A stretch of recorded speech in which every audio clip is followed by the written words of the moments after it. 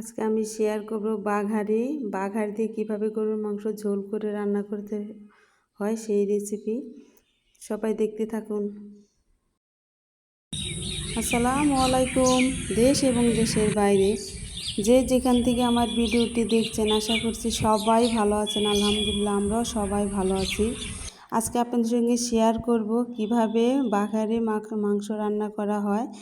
তো যা আমি আজকে দেখাচ্ছি, এখানে আমি মাংস নিয়েছি 1 কিলোর মতো। তো এখানে আদা বাটা, পেঁয়াজ দিয়ে দিলাম, রসুন 1 চামচ, মরিচের গুঁড়া 1 চামচ, জিরা গুঁড়া 1 চামচ, আর গরম মশলা আধা চামচ, লবণ 1 মুঠোরও কম। তো আমি অল্প একটু তেল দিয়ে এটাকে ভালো করে একটু মেখে নেব, কারণ আমি এটাকে মেখে তারপরে চুলায় বসিয়ে দেব। এই মাংস অনেক আগে রান্না খেয়েছিলাম, অনেক দিন যাবৎ খাওয়া হয় না। ভাবলাম আজ রান্না করি এবং আমার আপুদের ভাইয়াদের সঙ্গে শেয়ার করি, যারা আমার রান্না পছন্দ করে, আমাকে সাপোর্ট করে। আর আমার আপুরা ভাইয়ারা কমেন্ট করে না, খারাপ লাগে যে কমেন্ট করতে। তো আমি এটাকে ভালো করে মেখে নিয়েছি। মেখে নেওয়ার পর আমি এখন ঢাকনা দিয়ে ঢেকে তারপরে এখন আমি চুলায় বসিয়ে দেব।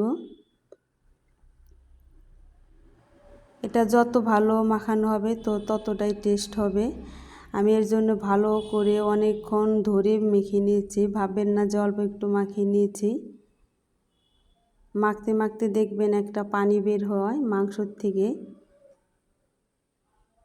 আমি ঢাকনা দিয়ে ঢেকেই রান্না করব, কারণ গরুর গোশত ঢাকনা ছাড়া রান্না করলে খুব একটা সময় লাগবে।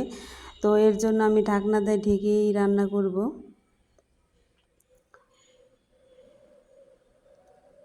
যারা আমার ভিডিও আজ নতুন দেখছেন তারা অবশ্যই সাবস্ক্রাইব করে আমার পাশে থাকবেন। আর যারা আমার আপুরা ভাইয়ারা প্রতিদিন আমার ভিডিও দেখেন তারা অবশ্যই একটা লাইক করে রাখবেন,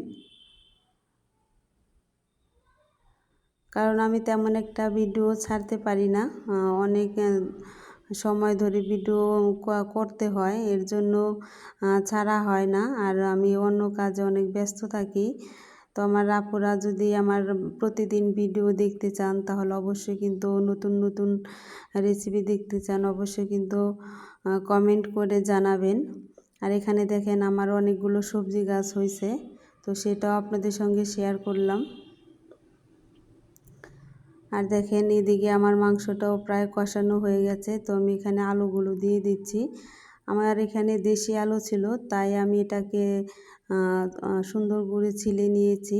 ছোট আলু ছিল, আপনারা চাইলে অন্য আলুও দিতে পারেন। আর যারা ঝাল বেশি খান তারা কাঁচামরিচটা কেটেও দিতে পারেন বা আরও বেশি দিতে পারেন। তো আমাদেরও এতটা ঝাল খাওয়া হয় না, এর জন্য আমি হালকা কিছু কাঁচামরিচ দিয়ে দিলাম সিদ্ধ। আমার মাংসটা কষাতে কষাতে আমার কাঁচামরিচ আলুগুলো সিদ্ধ হয়ে গেছে। দেখেন মাংসের কালারটাও অনেক সুন্দর হয়েছে। এখন আমি পরিমাণ মতো পানি দিয়ে দেব, কারণ ঝোলটা যত বেশি হবে তত কিন্তু ভালো হবে, সিদ্ধটা ভালো করে হবে। আর আমি একটু কিন্তু পাতলা, আমি বলেই নিয়েছি যে আমি পাতলা ঝোল করব। তো এইভাবে মাংস রান্না করলে অনেক মজা হয়। তো আমি অনেক আগে খাইছি, তো ভাবলাম আজকে একটু নিজে ট্রাই করে দেখি, অন্যের হাতের রান্নার আমি নিজে রান্না করে দেখি। ভাববেন হয়তো এত ঝোল দিয়ে মানুষ এখন কি মাংস রান্না করে? তো এইভাবে আপনারা রান্না করে খেয়ে দেখবেন, অনেক মজাদার এবং সুস্বাদু একটা মাংস রান্নার রেসিপি। আর এখন আমি এটাকে বাগার দিয়ে নেব। আমি এখানে তেল দিয়ে নিয়েছি, তারপরে 2টা এলাচ, দারচিনি আর 2টা লবঙ্গ দিলাম, 2টা তেজপাতা আর কিছু জিরে দিয়ে। আর এখানে আমি রসুন আর পেঁয়াজ ঝুরি করে রেখেছিলাম, সেটাকে দিয়ে এখন ভালো করে একটু ভেজে নেব, বাদামি কালার হওয়া পর্যন্ত নাড়তে থাকব। দেখেন আমার ভাজার কালারটা অনেক সুন্দর হয়েছে। তো আমি এখন মাংসগুলো দিয়ে দিচ্ছি।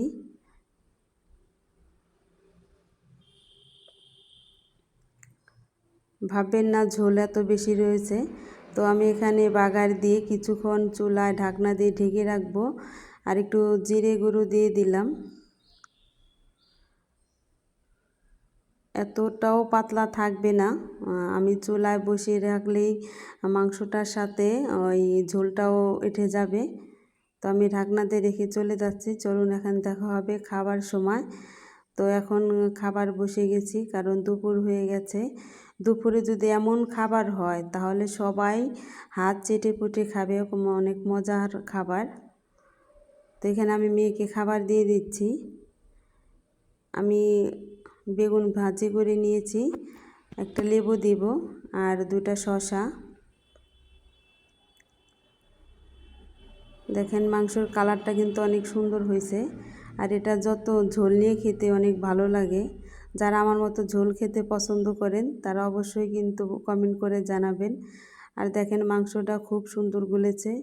তো আমার আজকের ভিডিওটি যদি ভালো লেগে থাকে তাহলে অবশ্যই লাইক কমেন্ট শেয়ার করবেন। আল্লাহ হাফেজ।